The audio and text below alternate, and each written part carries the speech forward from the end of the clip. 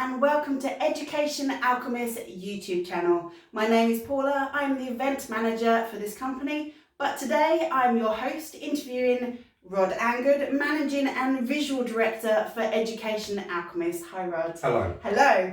Right, you've had a very interesting career. You've been an electronic apprentice, naval officer, IT director for universities, and now you're managing and visual director for Educational Alchemists. How has your experience brought you ready for Educational Alchemists today? Okay, thank you. I think the first thing that's to come out of that has been that I've learned that if you step up to the plate to a challenge, if you take the opportunity, you can demonstrate your readiness and your competency to finish the task.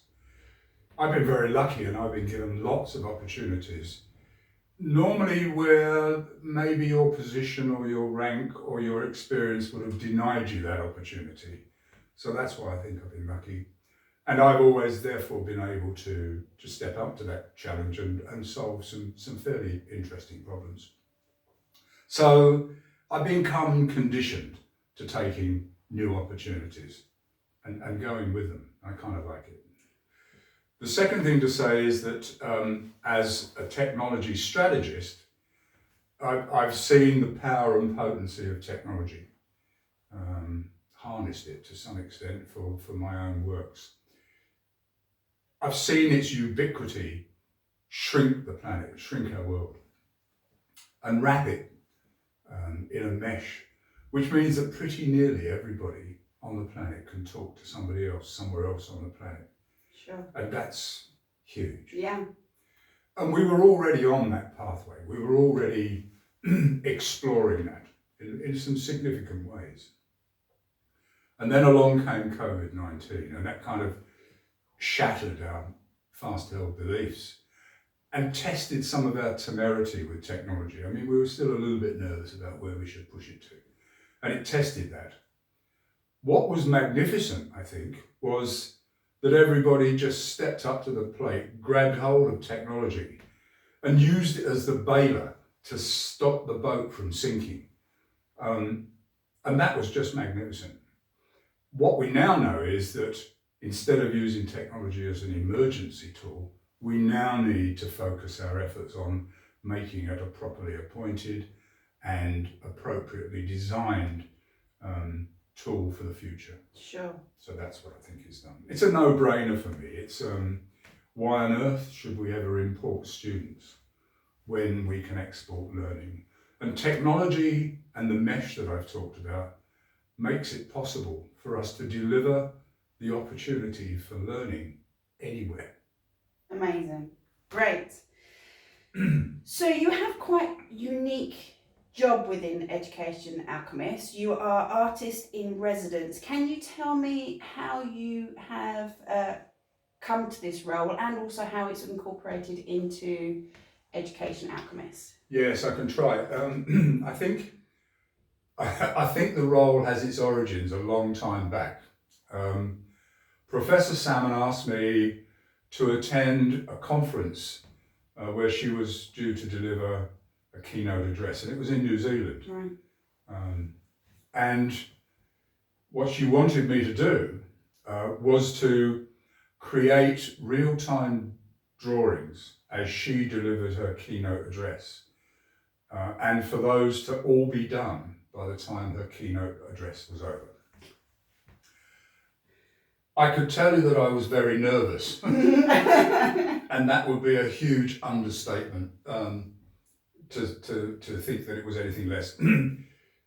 But the truth of the matter was that as she finished her keynote address, I put my pens down. The four drawings were finished. What was then interesting to observe, however, was what the audience did.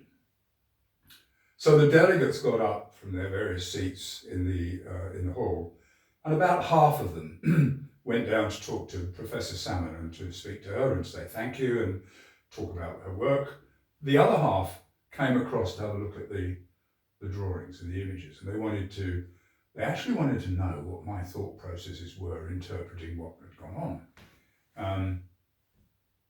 So 20 minutes or so of that, and then the two halves crossed over in the hall, and the other half sort of shared the other side of the discussion and the exploration. And it's at that point that I think we both realised that we had something significant and potentially very useful to put together. In terms of what Education Alchemists do now, there is a very rich and strong component of diagramming and imaging that attends and accompanies some of the processes and models and experiences that Professor Salmon delivers to the delegates who come to her workshops.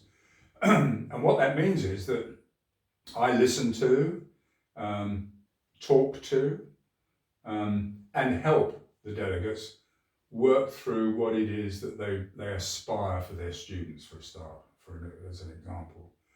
And I then produce an image that is representative of those thoughts and aspirations. And they get to keep this? They then get to keep that and to multiply its use by dispersing it in different formats. Right, fantastic. The one that's interesting most, I think, is that most of the faculty offices somewhere have a big picture of one of my pictures on the wall to remind everybody of what they promised themselves they were going to do. So that's how it happens. Great. That's fantastic. Wonderful. So just to finally finish up with, Education Alchemists is a new company. Yeah.